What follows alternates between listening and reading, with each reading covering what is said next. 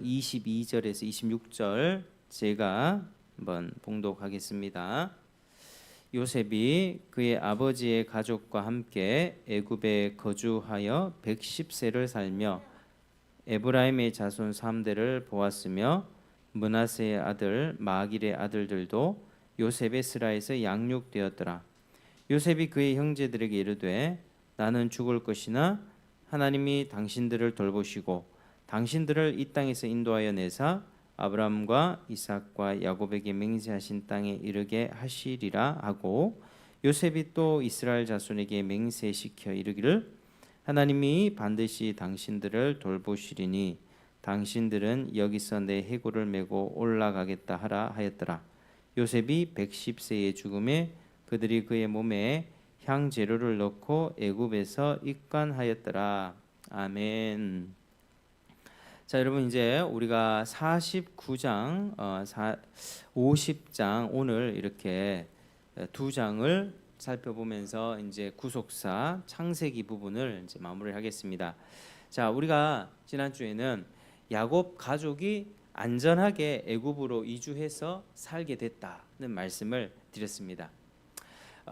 온 땅에 기근과 가뭄 때문에 먹을 것이 없었을 때 애굽에는 아주 풍성한 곡식이 저장되어 있었죠. 그래서 요셉이 그때 애굽의 총책임자로 있으면서 요셉으로 인하여 그 가족들은 애굽 땅 고센 땅에 안전하게 도착해서 그 땅에서 목축을 하면서, 그리고 애굽 사람들과 섞이지 않으면서, 왜냐하면 애굽 사람들은 목축을 가증히 여겼기 때문에 이 짐승을 잡고 또 짐승을 치는 사람들과 가까이 하지 않았거든요. 그러니까 애굽 사람들과 섞이지 않고 순수하게 혈통을 보존하면서 그들은 이렇게 번성할 수 있었습니다. 이전에는 가나안 땅에 있을 때는 어떤 민족의 공격을 받을지 몰라서 그렇게 민족의 어떤 침입이 있을지도 모르는 그런 위기 가운데서 불안하게 살았다면, 이제 애굽에서는 아주 안정된 환경 속에서 요셉이 총책임자로 있죠. 고위 관리로 있고, 그리고 형들도 지금 몇몇은 바로의 가축을 관리하는 공무원이 되었습니다. 그래서 안전한 환경 속에서 그들이 성장할 수가 있게 된 것이죠. 그리고 이제 야곱은 드디어 나이가 많아서 이제 죽기 전에 이르렀습니다. 그래서 요셉과 그의 두 아들에게 이제 축복을 했고요. 그리고 오늘은 49장에서는 49장을 한번 볼까요? 49장은 이제 12아들들에게 예언하는 내용입니다.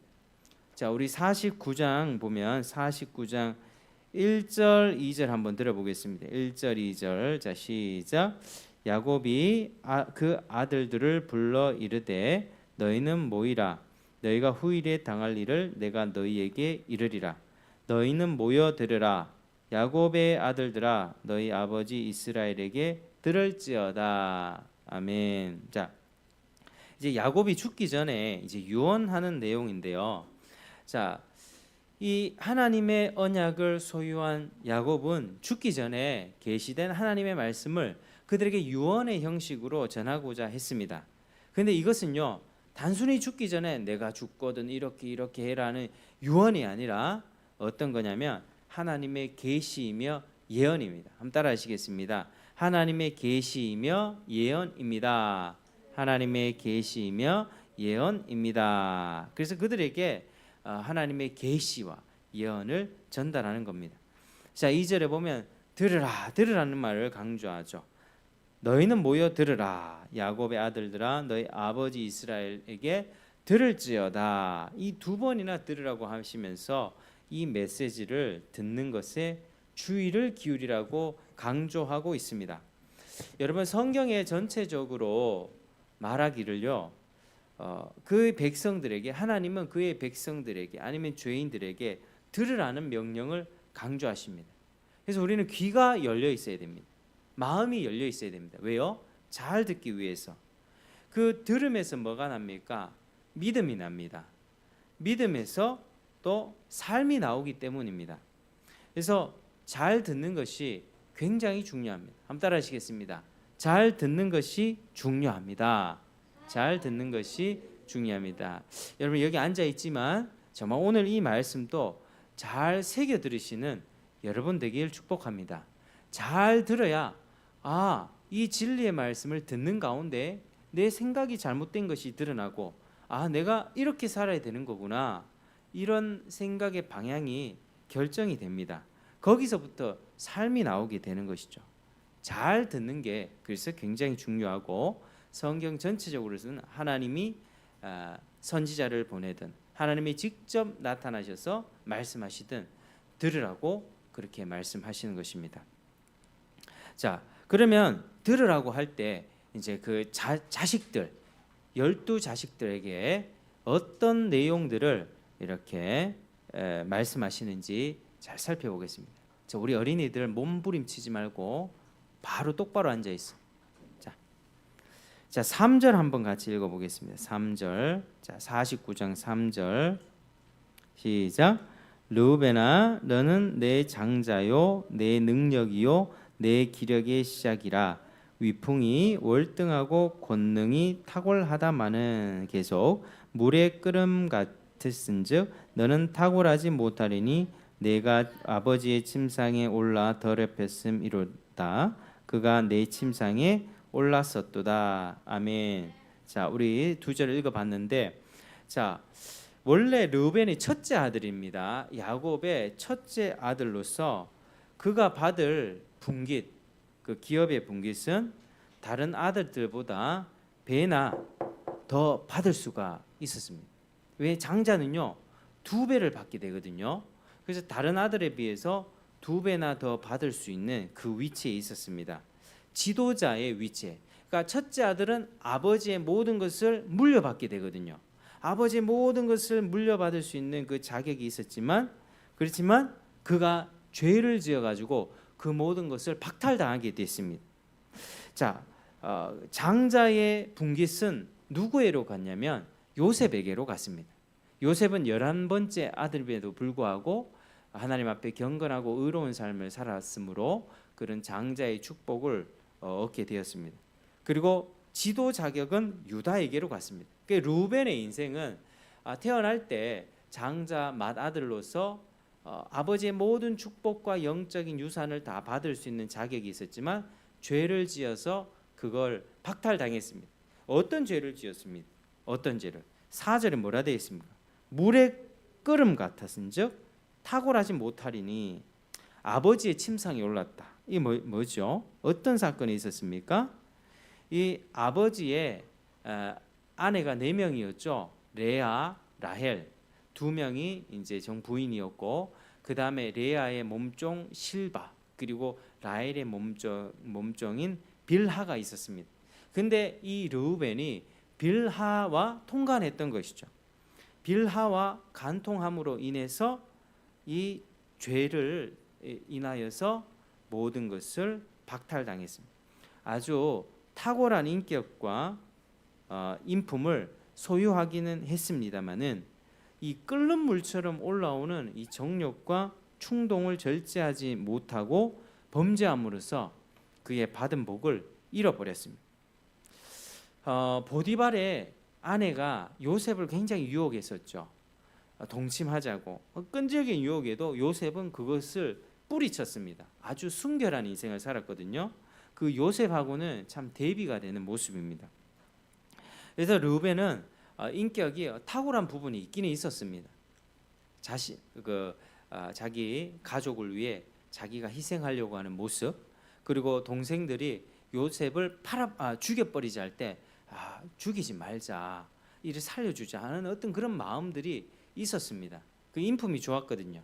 그러나 끓는 물이 팔팔 끓는 것처럼 한순간에 올라오는 그 성적인 욕심과 정욕을 이기지 못해서 그 죄로 인하여 자기의 모든 복들을 다 빼앗겨 버렸다는 거죠.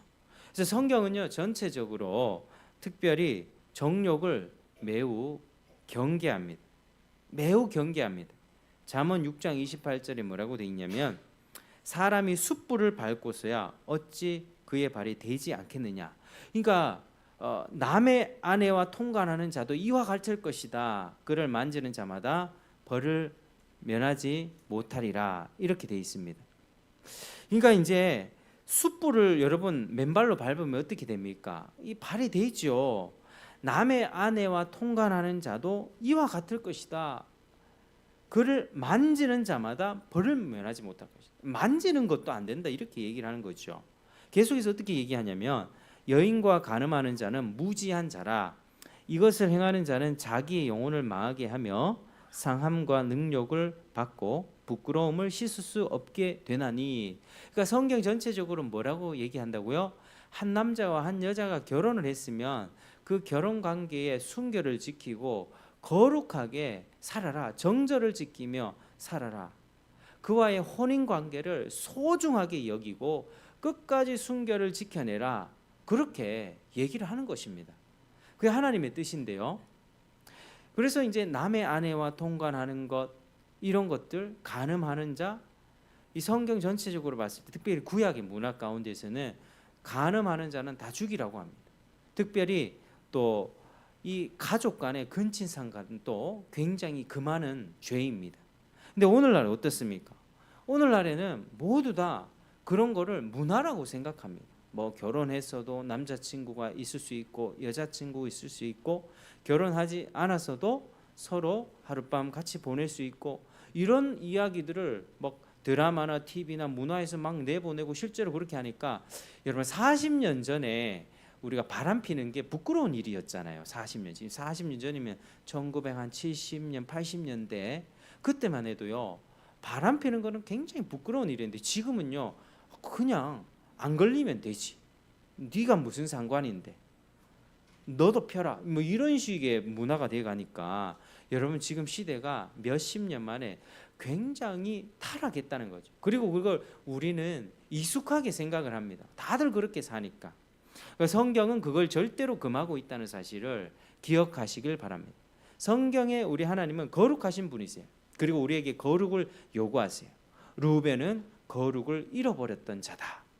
아버지의 어떻게 그 첩을 건드릴 수 있겠습니까?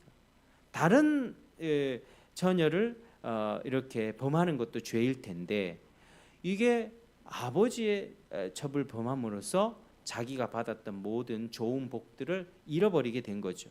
또 하나의 경우가 있습니다. 이런 죄를 범함으로써 그 인생이 아주 망가지게 된 경우가 우리가 이제 사무엘 상하를 읽다 보면 다윗이 나오는데요. 다윗은 지금 또 이스라엘에서 가장 위대한 왕입니다. 다윗의.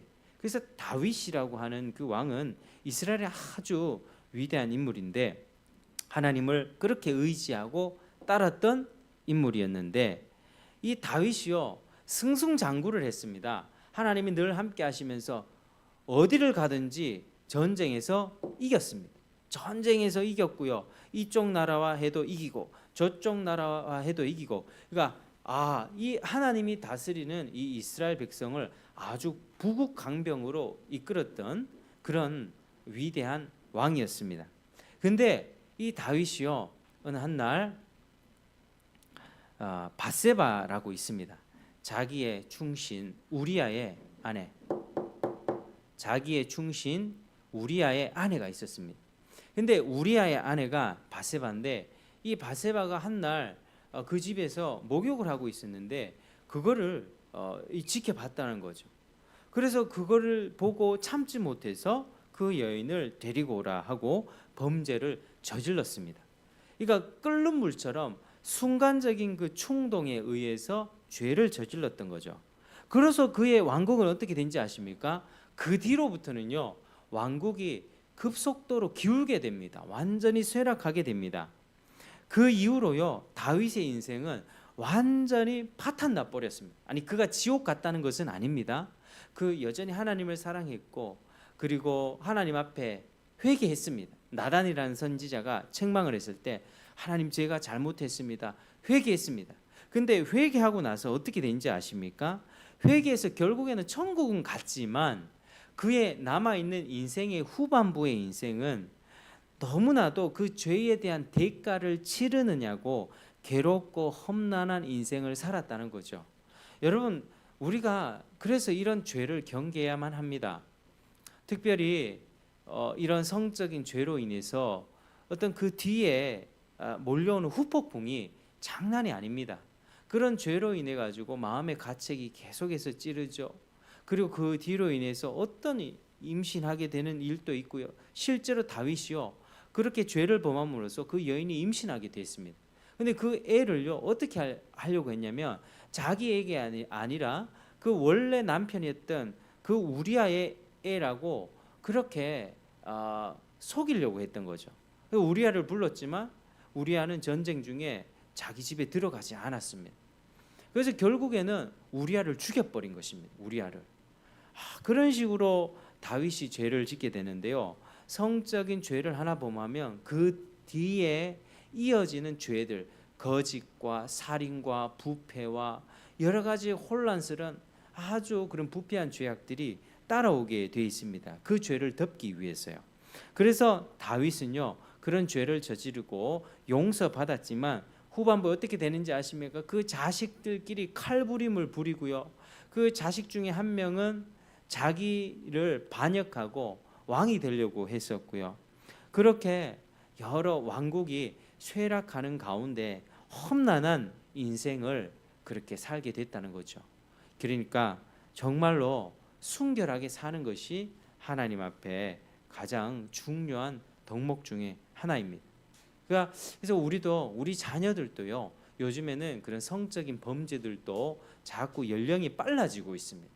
초등학교 6학년, 중학생 정말 그렇게 많아지고 있는데 그런 가운데 우리 자녀들이 거룩하게 살 수 있도록 우리가 옆에서 돕고 기도하고 성경 말씀에 이런 교훈들, 이야기를 통해서 자꾸 가르치고 인도해야만 합니다. 그리고 스스로 하나님 앞에 거룩하게 사는 것이 가장 중요한 것이라는 것을 이제 알려줘야 되는 것이죠. 여러분, 우리는 반드시 기억해야 되겠습니다. 세상이 타락하면요, 타락하면 타락할수록 음란한 문화도 판을 치게 됩니다. 지금이 그렇습니다. 여러분, 합법적인 결혼 관계 외에 다양한 관계를 부추기는 그런 시대가 됐습니다. 동성애를 합법화하는 흐름이 됐습니다. 지금 대법관이 그거를 인정해 주는 어떤 사고방식을 통해서 지금 사실은 굉장히 사람들의 가치관에 혼란이 일어나고 있습니다. 사람들이요 음담패설을 주고받으면서 즐거워합니다. 올림픽에 이번에 나온 어떤 퍼포먼스도 보면 굉장히 음란한 것들이 많거든요. 지금 연예인들도 많죠. 음란한 문화들이 굉장히 많습니다. 여러분 어떻습니까? 이런 음란한 문화 가운데 젖어들면서 그런 문화를 즐기십니까? 아니면 거북하다고 느끼십니까? 거북하다고 느낀다면 그것이 하나님 앞에 정상적인 자세입니다. 그냥 은근히 그런 문화들을 별 거북함 없이 받아들이고 있다면요, 이미 음란한 그 문화에 우리가 물들고 있다는 거죠. TV에 어떤 음란한 문화가 나오고 그런 장면들이 나올 때 이런 어떤 거북함 없이 자연스럽게 받아들인다면 우리가 이미 그렇게 돼 가고 있다는 것입니다. 이미 물들어 버린 것이죠. 누가 바람 피웠다 해도 그렇게 충격받지 않는 거. 옛날에는 엄청나게 어떻게 인간이 그럴 수 있냐고 하면서 손가락질했지만 지금은 안 그렇다니까요. 모두가 그렇다는 것입니다. 그래서 정말 신앙생활 하기가 쉽지 않은 시대. 왜냐하면 너무나도 쇠락하고 음란한 시대가 되어가고 있기 때문에. 그래서 우리는 이런 시대에서 어떻게 믿음을 지켜내야 되겠습니까? 각종 이런 방종적인 성문화를 조장하는 문화 속에서 어떻게 구별되어 살 수 있겠습니까? 디모데후서 2장 22절에는요. 너는 청년의 정욕을 피하고 주를 깨끗한 마음으로 부르는 자들과 함께 의와 믿음과 사랑과 화평을 따르라 이렇게 얘기합니다. 그러니까 정욕을 피해라. 끓어오르는 물 같은 그런 정욕을 피하고 주님을 깨끗하게 부르는 자들과 함께 신앙생활을 해라 이런 거죠. 그러니까 음란하고 방종적인 자들과 함께 어울리지 말라는 겁니다. 일단은 그런 죄악이 있는 문화, 그런 TV, 드라마, 영화 봐야 되겠습니까? 끊어내라는 거죠. 그 술 좋아하고 음란함 좋아하고 음담패설 좋아하는 친구도 어떻게 해요? 끊어내라고 하는 겁니다. 그리고 누구와 교제하라?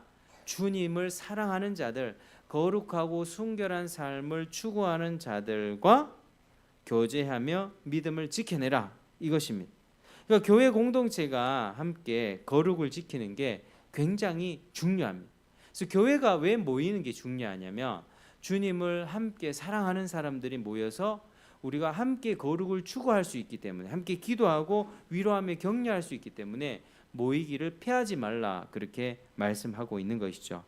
지금 우리 교회는 개척이라 또 연약한 상태이지만, 그러나 주께서 은혜 주시면 우리가 회심하고 함께 성장하고 이 세상의 어떤 악한 분위기 속에서, 이 더럽고 방종적이고 음란하고 제 멋대로 살아가는 이 사회의 분위기 속에서 함께 교제하며 믿음을 지켜낼 수가 있는 것입니다. 그런 우리 공동체가 되기를 우리가 함께 기도해야 되는 것이죠. 그러기 위해서 먼저는 나부터가 하나님 앞에 진지하게 신앙을 가질 수 있도록 진지한 근심과 고민을 가지고 하나님 앞에 나와야만 합니다. 여러분, 신앙을 갖게 되는 것은 절대로 쉽게 되는 법이 없습니다. 계속 들으면서요, 내가 부딪혀야 됩니다. 내가 들으면서 진짜 그러한가 아닌가, 어떻게 정말 맞는가, 하나님 살아계신 거 맞는가, 내가 이렇게 살다가 지옥 가는 건 아닌가 라고 하는 여러 가지 그런 고민 속에서 믿음을 딱 쥐게 되는 것이죠. 그래서 르우벤의 경우에 이러한 일이 있었다. 그래서 르우벤은 그 복을 다 박탈당했다는 것에 대해서 우리가 경계심을 가져야 되겠습니다. 자, 이제 시몬과 레위에 대해서도 예언을 하거든요. 자, 다 살펴보지는 않고요, 대표적인 몇 명만 살펴봅니다. 자, 시몬과 레위, 자 5, 6절 같이 한번 읽어볼까요? 5, 6, 7절. 자, 시작. 시몬과 레위는 형제요, 그들의 칼은 폭력의 도구로다. 네호나 그들의 모의에 상관하지 말지어다. 내 영광아 그들의 집회에 참여하지 말지어다. 그들이 그들의 분노대로 사람을 죽이고 그들의 혈기대로 소의 발목 힘줄을 끊었음이로다. 그 노여움이 혹독하니 저주를 받을 것이요 분기가 맹렬하니 저주를 받을 것이라. 내가 그들을 야곱 중에서 나누며 이스라엘 중에서 흩으리로다. 아멘. 우리가 우리 세 절을 읽어봤는데요. 자, 이것은요 좀 저주스러운 예언이죠. 좋은 예언이 아닙니다. 자, 특별히 이들의 예언은요 세겜 학살 사건과 관련이 있습니다. 자, 이 시몬과 레위는 어떤 사건의 주동자였습니까? 세겜 사람들 대학살했던 주동자였습니다. 무슨 일이 있었죠? 디나의 강간 사건이 있었죠. 그러니까 이것도 성범죄죠. 이 세겜의 주민이 디나를 보면서 세겜이 그를 범해버렸습니다. 이 끓는 물같이 루벤처럼 그 여인을 범했을 때 이 어떤 시몬과 레위는 그 레아의 몸에서 태어난 오빠였거든요. 이 보면서 열받은 거죠. 그래서 이 지나친 복수를 했습니다. 다 너희들이 할례를 다 받으면 우리가 같은 민족이 될 것이다. 할례를 받는 남자의 성식기, 이제 포경 수술과 같은 의식이었는데, 그거를 그 남자들한테, 그 주민들한테 다 하라고 한 다음에 그들이 동의를 하자 아파할 때 가서 그들을 다 죽여버렸다는 것입니다. 그래서 지나친 복수를 세겜에게 행했고, 야곱은 그들의 범죄에 대해서 너무나도 소름 끼치는 정도로 질색했기 때문에 네호나 그들의 모의에 상관하지 마라, 내 영광아 그들의 집회에 참여하지 말지어다, 이렇게 예언했던 것입니다. 야곱은 그들이 행했던 악에 참여할 수 없었다. 물론 디나가 당했던 그 일은 너무 가슴 아픈 일이지만 그렇게 과도하게 복수를 하는 잔인한 그런 복수국, 피해 복수국을 펼치는 그런 악에는 참여할 수 없다는 것입니다. 그들이 분노대로 사람을 죽이고요, 혈기대로 소의 그 발목의 힘줄을 다 끊어버렸다는 것입니다. 극도로 잔인하게 사람 죽이고 가축까지 잔인하게 살해했다는 거죠. 그래서 저주를 받고 이스라엘 중에서 흩어질 것이라는 예언을 받았습니다. 나중에 가나안 땅에 들어가면 자기 땅을 받지 못할 것이다 예언이었죠.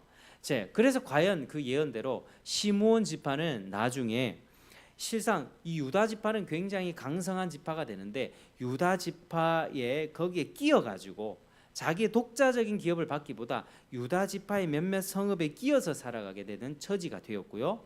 레위 지파 같은 경우는 다른 지파의 모든 땅이 흩어져서 살았습니다. 12지역에 12지파의 48개의 성읍인가 그렇게 받아서 흩어져서 어떻게 살았냐면 그들의 종교적인 어떤 임무를 수행하면서 그들이 제사 드리고 하나님 앞에 하나님을 섬기는 일을 도와주는 그런 성직자의 어떤 그런 역할로 그렇게 살았습니다. 그러니까 자기들의 독자적인 그런 기업이 없었다는 거죠. 그래서 시몬과 레위는 그들이 행했던 잔인한 살인으로 인하여서 이런 저주를 받게 된 것입니다. 르우벤도 어땠습니까? 조급하고 불타는 정욕으로 장자권 빼앗겼고요. 시몬과 레위도 이 조급하고 불같은 성격으로 인해서 이 기업을 받지를 못했습니다. 그런 예언을 받았다는 거죠. 그래서 성경은요, 또 전체적으로 이 정욕, 물이 끓는 정욕 경계하지만 또 한편으로 조급함도 경계를 하고 있습니다. 자, 디모데후서 3장에서는요, 앞으로 시대가 말세로 가면 어떤 시대가 펼쳐질 거라 하냐면 고통받는 시대가 올 것이라고 말씀하고 있습니다. 한번 따라하시겠습니다. 말세는 고통받는 시기입니다. 말세는 고통받는 시기입니다. 여러분, 지금 시대가 흘러가면 흘러갈수록 우리가 물질적으로는 풍요로워졌죠. 옛날에 뭐 빨래할 때 빨래방망이로 내과에서 빨래방망이질하고 뭐 애들 5명 6명 키워가면서 뭐 먹을 게 없어가지고 누룽지나 뭐 밥죽 미기고 뭐 그렇게 살았지만 그땐 그래도 어떤 가족 간의 사랑이나 오손도손 좀 행복함이 있지 않았습니까? 뭐 자연에서 뛰어놀며 그리고 돈을 벌어서 자식들 먹이고 학교 보내고 하는 그런 약간 그런 소망을 가지고 살았지 않습니까? 근데 지금은 어떻습니까? 산만물 시대가 돼 있지만은 여러분 지금 어때요? 뭐 너무나도 부족한 게 없죠. 집도 옛날보다 좋죠. 세탁기 있죠. 뭐 건조기도 있습니다. 건조기 세탁하고 바로 건조하면 다 말라집니다.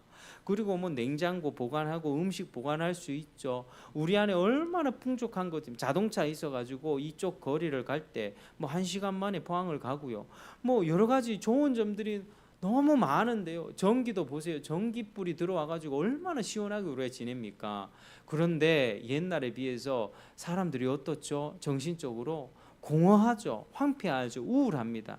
울적하게 지냅니다.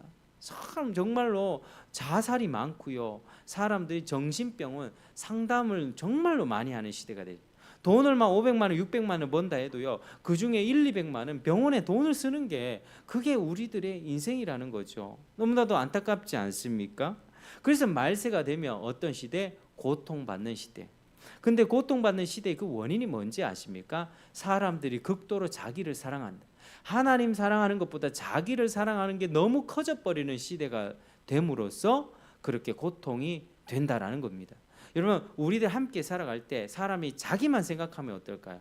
물건이 있고 밥이 있는데 내 것만 생각하고 상대방을 배려하지 않는다면 내 거야 건드리지 마, 이 밥 먹지 마, 얼마나 삭막하겠습니까? 사람들이 자기만 생각하다 보니까 자기 사랑만 채우려고 하다 보니까 고통받는 시대가 되는데요. 그때 말세에 고통받는 시대의 특징 중에 하나가 뭐냐면요, 조급함입니다. 배신하고 조급하다는 말이 있거든요. 그러니까 그 조급이 뭘까요? 자기 사랑을 채우기 위한 조급함이에요. 내 거, 내 물건, 내 밥, 내 음식, 내 연봉, 내 땅 건드리지 마. 이렇게 내 거를 채우기 위한 그 급한 성격, 그 급한 성질, 그게 바로 조급함입니다. 여러분, 그러니까 이 조급함 때문에 뒤로 가세요. 이 내 거를 채우기 위한 이 조급함, 이 자기 만족과 사랑을 채우기 위한 이 조급함 때문에 이 고통받는 시대가 열리는 것입니다.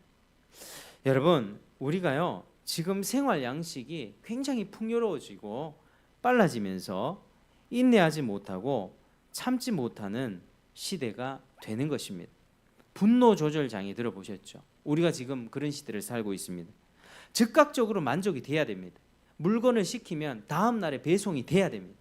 하루 늦으면 전화를 해요. 왜 이렇게 배달이 안 오냐고. 전화, 음식을 주문하면 즉각적으로 20-30분 내로 배달이 돼요. 조금이라도 늦으면 왜 이렇게 늦냐고, 이 집은 왜냐, 이렇게 따지는 시대가 된 것이죠.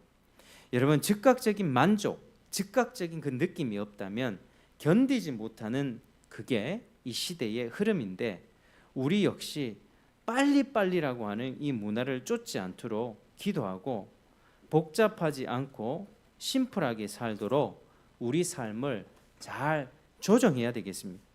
여러분 삶 가운데 우리가 어떻게 해야 되겠습니까? 우리가 자기 사랑에 빠지지 않고 자기 것만 채우는 그런 사랑, 어떤 자기 유익만을 구하는 이 문화 속에서 우리가 어떻게 해야 되겠죠? 하나님 중심으로 살아야 되는 것입니다. 그러니까 하나님을 잘 믿어야 되겠죠. 하나님이 뭘 원하시는가? 하나님이 뭘 원하시는가? 하나님은 하나님을 사랑하고 네 이웃을 사랑해라. 이걸 원하거든. 절대로 자기의 이기적인 욕구를 위해서 살라고 말씀하지 않습니다. 자기를 부인하라고 말씀하시죠. 그러니까 하나님을 잘 믿는 사람은 하나님을 잘 믿으면서도 이웃을 내 몸과 같이 사랑하기 때문에 그런 사람들이 모인 곳에는 천국을 맛볼 수가 있게 되는 것입니다. 그러니까 우리가 하나님을 잘 믿고 우리 중심적인 삶을 버리고 하나님을 중심에 두면서 내 할 일을 우선순위대로 하나씩 처리하는 게 지혜로운 인생이라는 것이죠. 그렇게 르우벤 또 저주에 가까운 예언을 받았고요. 시므온과 레위도 그런 안타까운 예언을 받게 되었습니다. 여러분 우리가 이런 말씀을 통해서 우리 가운데 교훈을 정말 잘 받아야 됩니다. 정말 이런 말씀 통해서 우리 자신을 경계해야 되는 것이죠.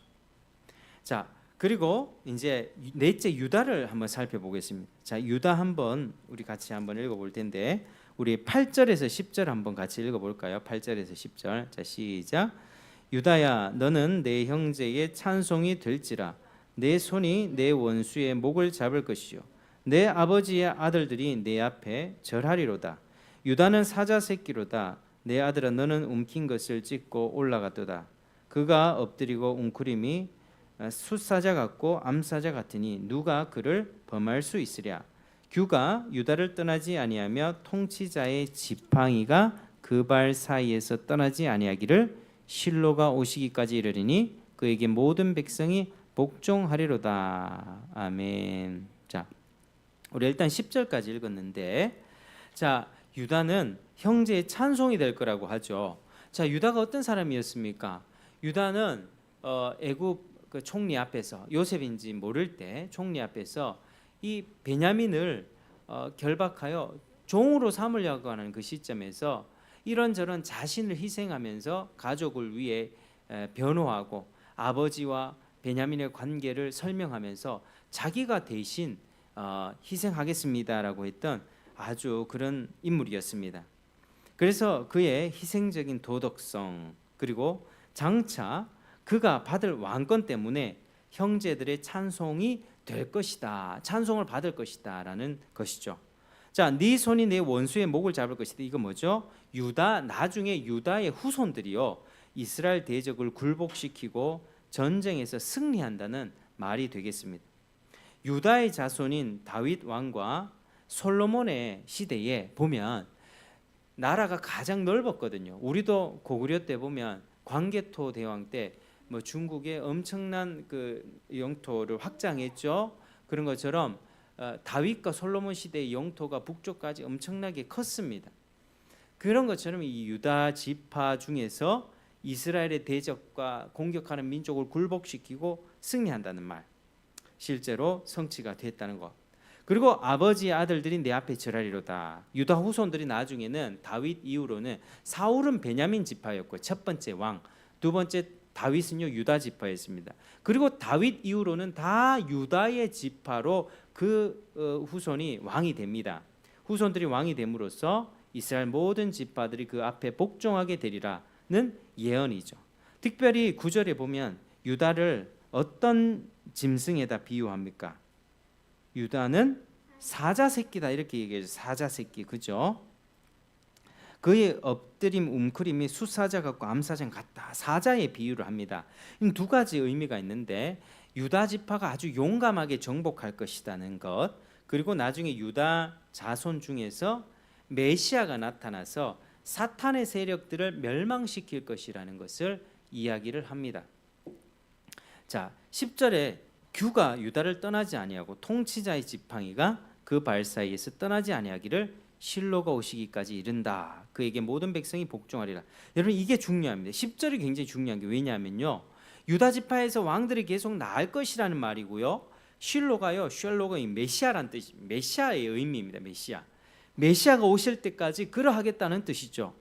그래서 우리가 지금 구속사를 살펴보고 있는데 구속사가 뭡니까? 한번 따라 하시겠습니다. 하나님이 타락한 인간과 세상을 구원하시는 시작. 하나님이 타락한 인간과 세상을 구원하시는 또 하나님께 돌이키는 역사. 하나님께 돌이키는 역사. 그러니까 타락한 인간과 이 세상을요. 하나님께 돌이키는 역사. 구원해서 하나님께 돌이킨다. 이 역사가 구속사인데 이 관점으로 성경을 보고 있는데 유다가 이 구속사의 족보 가운데에서 예수님의 조상이 됩니다. 예수님의 조상이 된다고요. 유다가. 그러니까 그 예언이죠. 여러분 창세기 49장 10절이 바로 예수님이 유다의 자손으로 오게 될 것이라는 예언을 여기서 하고 있는 거죠. 예수님이 여기서부터 이제 아주 훗날에 오게 되는데요. 그런데 지금 예수님의 예언이 벌써 창세기부터 있는 거죠. 예수님은 그냥 우연적으로 하나님이 우발적으로 딱 보내준 게 아니라 철저히 하나님의 시간표대로 하나님이 계획하시고 보내주겠다라고 예언하시고 이 유다 지파 가운데 오시리라고 예언을 하고 있는 것입니다. 하나님이 아담과 하와가 타락했을 때 뱀에게 저주하면서 여자의 후손이 와서 뱀의 머리를 깨부시거든요. 이게 예수님이거든요. 여자의 후손이. 근데 이 여자의 후손이 어느 여자의 후손이냐? 바로 아브라함의 후손 가운데 그리고 이삭, 야곱 이제 넷째 아들이었던 유다의 족보를 통해서 예수님이 오시리라고 예언하고 있는 부분 반드시 우리가 기억하게 되는 거죠. 그래서 메시아가 오면요 어떻게 됩니까? 메시아가 오셔서 메시아를 믿게 되면 죄를 용서받고 하나님께 돌이키게 되는 그런 축복을 얻게 됩니다. 그게 바로 11절과 또 12절의 어떤 메시아 시대의 풍성함을 의미하거든요. 자, 우리 11절 12절을 같이 읽어볼까요? 11, 12 시작. 그의 나귀를 포도나무에 매며 그의 암나귀 새끼를 아름다운 포도나무에 맬 것이며 또 그 옷을 포도주에 빨며 그의 복장을 포도즙에 빨리로다. 그의 눈은 포도주로 인하여 붉겠고 그의 이는 우유로 말미암아 희리로다. 아멘. 자, 그러니까 포도나무에 매고 또 포도즙에 빨고 그리고 포도주로 인하여 붉고 막 이런 이야기 있죠. 그러니까 풍요로운 삶. 포도나무 그 시대에 아주 농작물이었는데요. 그 시대에 포도나무라든지 무화과라든지 이게 아주 많아져서 풍성하게 살게 될 것이다. 막 이런 내용이죠. 그러니까 이제 이게 1차적으로는요. 가나안 땅에서 유다의 후손들이 풍성한 축복을 누리게 될 것이라는 것을 의미를 합니다. 자, 2차적으로는요. 유다의 후손 중에서 이 메시아가 온다 했죠. 메시아 예수님을 통해서 누리게 되는 성도들의 풍성한 삶을 묘사한 것입니다. 여러분 성도들이 예수를 믿으면 어떻게 풍성해집니까? 갑자기 부자가 됩니까? 갑자기 뭐 로또가 당첨이 됩니까? 이거는 아니죠. 하나님 앞에 죄를 사함받고 하나님의 양자가 됩니다. 하나님의 자녀가 되어서 하나님 나라에 들어갈 수 있는 그 축복을 얻게 되는 것입니다.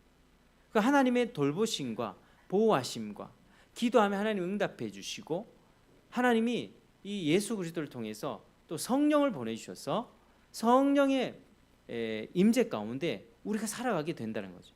그게 메시아가 오면 우리가 누리게 될 풍성한 축복이고 그래서 믿는 우리는 이미 이 복을 누리면서 살아갈 수 있습니다. 그리고 우리가 살아가면서 뭐 건강이 좀 뭐 부족하고 물질이 부족하고 삶에 여러 문제가 생길 때 똑같이 겪습니다. 불신자나 우리나 똑같은 문제가 생겼을 때 우리는 하나님이 우리의 보호자가 되셔서 하나님께서 우리의 모든 문제를 가운데 섭리하시고 역사하시고 기도하심으로써 하나님과 가깝게 지내는 여러분 어떤 일을 우리가 겪을 때 똑같은 어려운 일을 불행한 일을 겪지만 어떤 사람은 불행하고 원망하고 불평하고 인생을 낭비하는 사람이 있고요. 어떤 사람은요 감사하면서 극복하는 사람이 있습니다. 이제 신자는 어떤 편이죠? 감사하며 극복하는 거죠. 하나님이 나와 함께 하신다. 하나님 나의 어려움을 들어주신다. 기도하면서 극복할 수 있는 인생의 힘과 능력, 인품들, 참을 수 있는 절제력, 이런 것들을 신앙생활하는 사람들이 누리게 되는 거죠. 그러니까 똑같은 상황인데 한 사람은 감사하면서 스트레스를 물리치고 그렇게 풍요로운 삶을, 내적으로 풍요로운 삶을 살아갑니다. 한 사람은 그 인생이 자꾸 멸망길로 아주 그냥 쇠락하게 되는 것이죠. 자, 이게 메시아에 의한 축복입니다. 유다 지파에서 예수님이 와서 예수를 믿는 우리는 이런 풍요로운 복을 누리게 된다, 이 말씀이죠. 자, 그리고 어떤 사람들의 예언이 이어졌네. 그 다른 아들들 스불론이나 이사갈, 단, 아셀, 납달리 이런 예언들이 이어졌는데요. 이 부분들이 이제 나중에 가나안 땅에 가면 실제로 그렇게 좀 성취가 되는 부분들이 있습니다. 그 요셉에 대한 예언을 한번 살펴보겠습니다. 자, 우리 22절에서 26절인데요. 22에서 26절 같이 시작. 요셉은 무성한 가지 곧 셈 곁에 무성한 가지라. 그 가지가 담을 넘었도다. 활 쏘는 자가 그를 학대하며 적개심을 가지고 그를 쏘았으나 요셉의 활은 도리어 굳세며 그의 팔은 힘이 있으니 이는 야곱의 전능자 이스라엘의 반석인 목자의 손을 힘입음이라. 내 아버지 하나님께로 말미암나니 그가 너를 도우실 것이요 전능자로 말미암나니 그가 내게 복을 주실 것이라. 위로 하늘의 복과 아래로 깊은 샘의 복과 젖 먹이는 복과 태의 복이리로다. 내 아버지의 축복이 내 손주의 축복보다 나아서 영원한 산이 한없음 같이 이 축복이 요셉의 머리로 돌아오며 그 형제 중 뛰어난 자의 정수리로 돌아오리로다. 아멘. 자, 이 부분요, 요셉도 풍성한 복, 아주 다른 자식들에 비해서 많은 복을 받습니다. 무성한 가지가 담을 넘는다. 나무가 담을 넘어서 번쩍하는 이 요셉 가문이 번창할 것이라는 예언이고요. 활 쏘는 자가 그를 학대했다. 요셉이 과거에 형들로부터 학대받았고 그랬잖아요. 그리고 요셉의 후손 가운데 있을 모든 대적들의 그런 세력들이 출현할 것이라는 얘기지만 요셉의 활은 어떻게 된다? 요셉의 활은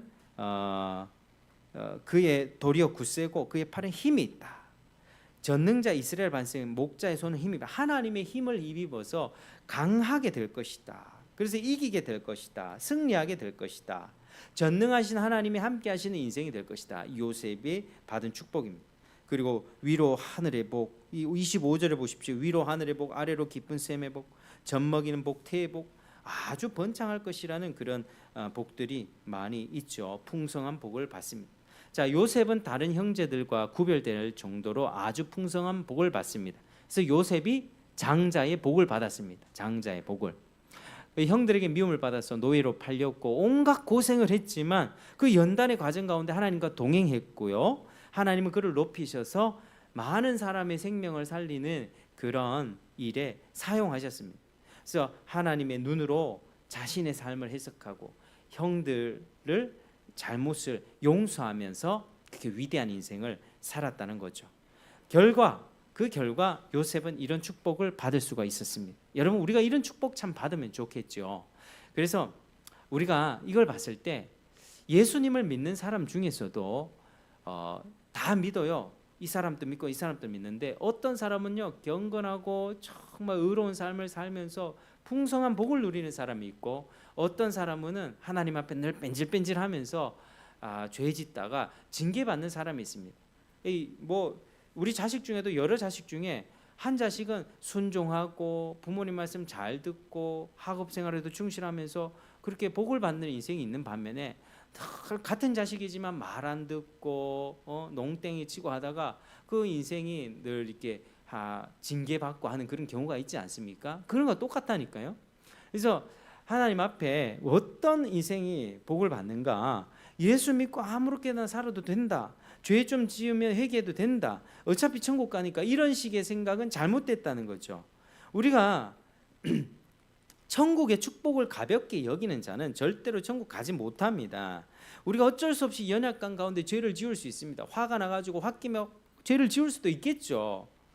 저도 그렇게 하니까요. 그러나 그럴 때 하나님 앞에 겸손하게 죄를 자백하고 용서를 구하면 용서받는 이야기지 처음부터 쉽게 죄를 지으라는 거 아닙니까? 나는 이미 천국 가니까 이때 성질 좀 내고 이때 화도 내고 좀 죄도 좀 짓고 하나님 용서해 주니까 이런 식으로 생각하는 거 그 사람 믿음 없다는 거예요. 그 사람 천국에 자격이 없는 사람들이에요.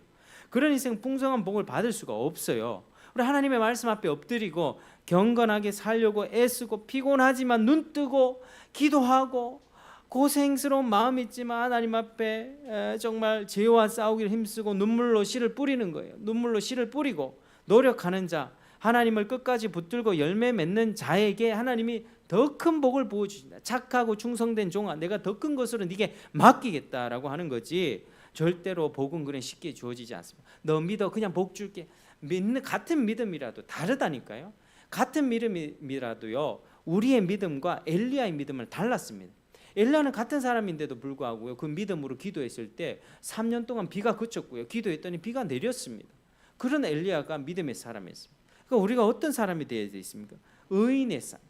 정말 하나님 앞에 경건하고 의롭게 살기를 우리가 몸부림쳐야 됩니다. 눈물로 씨를 뿌려야 되는 그런 과정을 겪어야 됩니다. 쉽게 되는 것은 절대로 없다라고 하는 것이죠. 그래서 우리가 이것을 기억하고 주님 앞에 경건하고 땀 흘리고 애쓰고 노력하면서 살기를 힘써야 되는 것이죠. 그게 요셉의 예언을 통해서 우리가 얻을 수 있는 교훈입니다. 자, 이제는요, 이제 요셉이요,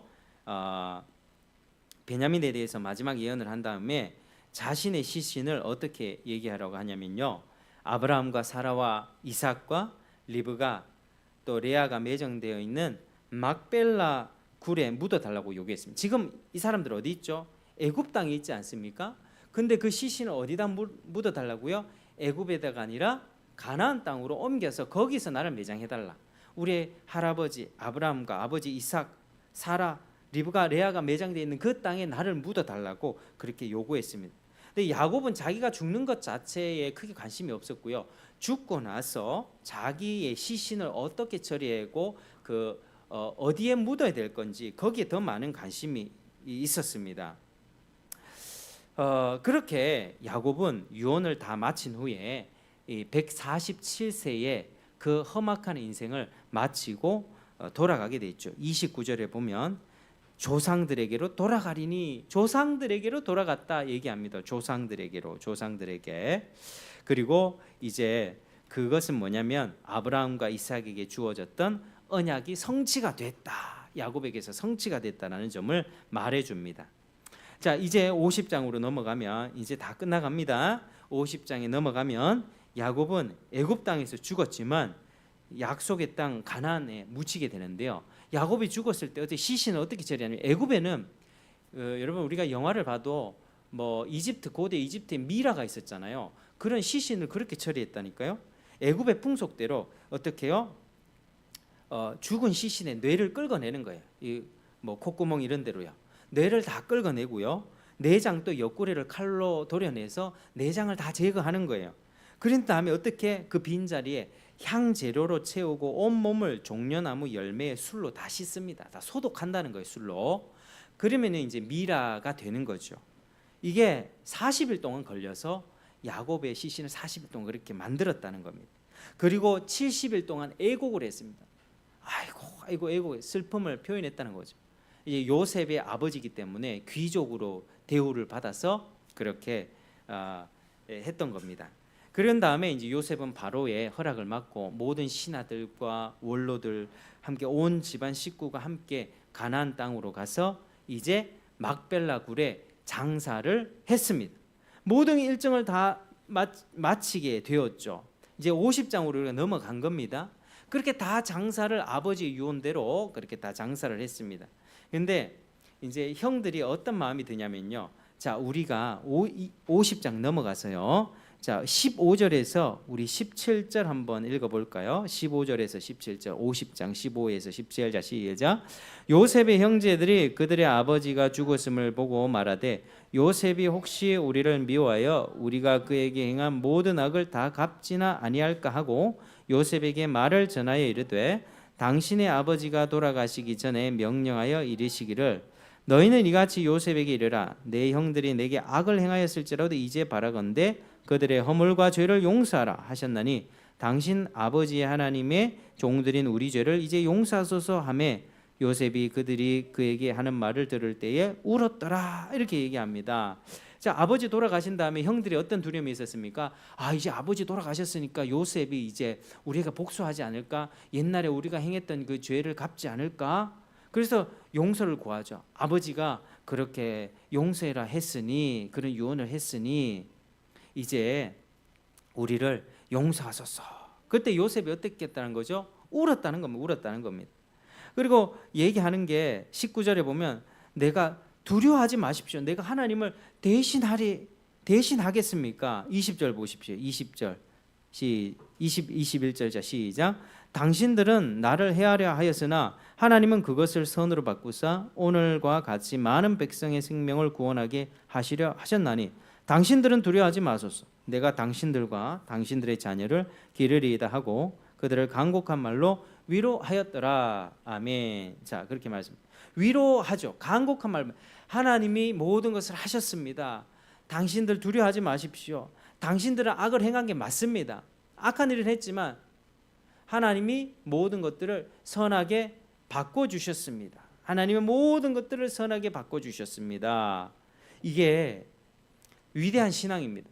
그러니까 여러분 이게 진짜 참된 용서죠. 용서. 정말 형들을 용서했던 겁니다. 울었다는 거예요. 형들이 그렇게 얘기하는 것 듣고 울으면서 하나님이 다 이렇게 하셨기 때문에 당신 걱정하지 마십시오. 그러니까 참된 용서는 하나님을 참되게 믿을 때 그렇게 용서도 할 수 있습니다. 여러분 용서 잘 됩니까? 용서 잘 안 되죠. 근데 참된 용서는 누가 할 수 있습니까? 참되신 하나님을 믿을 때 그럴 때 용서할 수가 있는 것입니다. 여러분 그래서 요셉도 그렇게 110세를 살면서 죽게 되는데 그의 유언도 마찬가지였습니다. 마찬가지. 자, 유언. 자, 25절에 한번 읽어볼까? 25절. 자, 시작.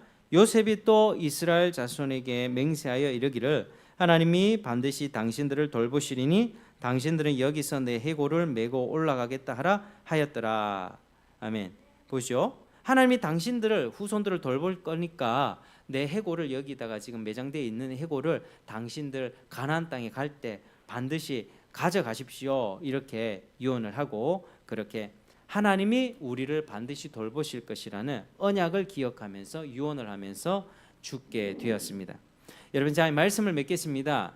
자 창세기 시작은 어떻게 죠? 창세기 1장 1절은 뭐죠? 태초에 하나님이 천지를 창조하시니라. 천지를 창조하고 생명이 시작된 거, 세상의 모든 것들이 종류대로 짐승도 가축도 물고기도 이 세상 지구 만물 우주가 하나님의 그런 작품으로 하나님의 능력으로 만들어진 것을 이야기하면서 시작됐습니다.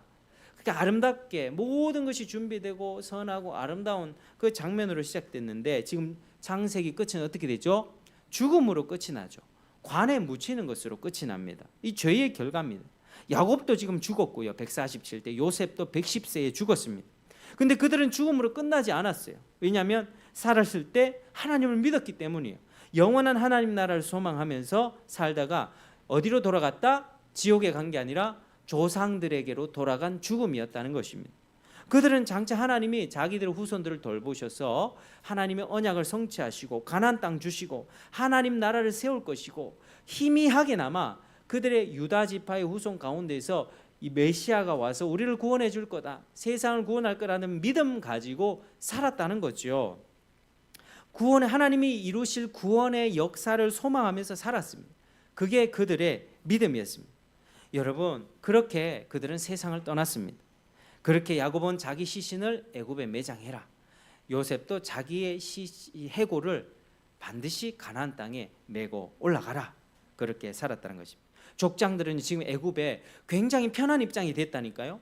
고위 관리직에 그 국가 공무원으로도 있고 안전하게 그 땅 가운데 지금 막 번성하고 있습니다. 그 땅에서 편하게 잘 먹고 잘 사는 것, 그러다가 그 땅에 묻히는 것을 전부로 여기지 않았다는 거예요. 그들은 하나님의 언약과 돌보심 믿고 돌아갈 본향을 바라보면서 믿음으로 살았다는 거예요. 여러분 어떻게 살아가십니까? 혹시 죽으면 끝난다 생각하십니까? 절대 그거 아니라니까요. 죽으면 끝이 아니라요. 죽으면 하나님 앞에 서게 되고 그 살아온 나를 결산받는 시간이 반드시 옵니다. 그래서 우리 인생이 지금 중요한 거예요. 지금 내가 어떻게 사느냐에 따라서 그 두 번째 인생이 결정이 되니까요. 여러분 무엇을 믿고 무엇을 따라 살아갑니까? 세상의 음란한 문화, 조급한 문화, 말세에 고통하는 시기가 이르는 그런 자기 사랑과 자기 만족과 유익만을 구하는 그런 어떤 시대를, 그런 문화를, 그런 인생을 살아갑니까? 세상 문화를, 트렌드를 쫓아갑니까? 아니면 하나님의 약속을 믿고 살아가십니까? 예수께서 죄를 사해 주시고 하나님과의 관계를 회복해 주신다는 그런 은혜의 약속을 믿고 예수님이 다시 오셔서 이 세상을 새롭게 갱신할 것이라는, 그런 회복할 것이라는 그런 믿음으로 살아가십니까? 예수님이 다시 오셔서 모든 우리 인생들을 구원할 것이다. 우리의 대적들을 복수하고 하나님이 멸망시키고 우리 믿는 인생들을 완전한 회복으로 구원해 주실 것이라는 그런 믿음으로 살아가십니까? 여러분, 우리 인생에서는요, 돈보다도 성공보다도 물질보다도 이게 더 중요합니다. 하나님을 믿고 살아가는 것, 그 구원의 은혜를 누리며 다가올 하나님 나라를 준비하며 살아가는 것이 가장 중요합니다. 여러분, 그리스도 안에서 주신 언약을 붙드시길 바랍니다.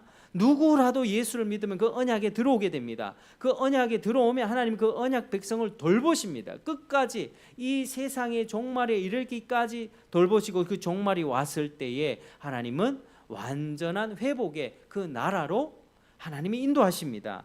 그 나라를 간절히 소망하는 저와 여러분 되시길 바랍니다. 여러분, 그걸 위해서 우리가 또 한번 같이 기도하며 나아가는 저와 여러분 되시길 주의 이름으로 축복합니다. 기도하겠습니다.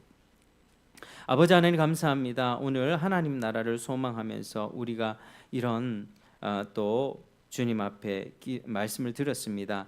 하나님, 우리가 정말 사는 것이 전부가 아니라 다가올 하나님의 나라, 또 하나님의 언약적인 돌보심을 기억하면서 살기를 원합니다. 아버지, 이 세상이 전부가 아니라는 사실을 알고 우리가 어떤 죽음을 맞게 될 것인가 고민하면서 죽음 이후의 세상을 준비하며 살 수 있도록 도와주시고 하나님의 언약을 붙들고 그 돌보심을 확신하면서 살 수 있도록 은혜 베풀어 주옵소서. 예수님 이름으로 기도드립니다.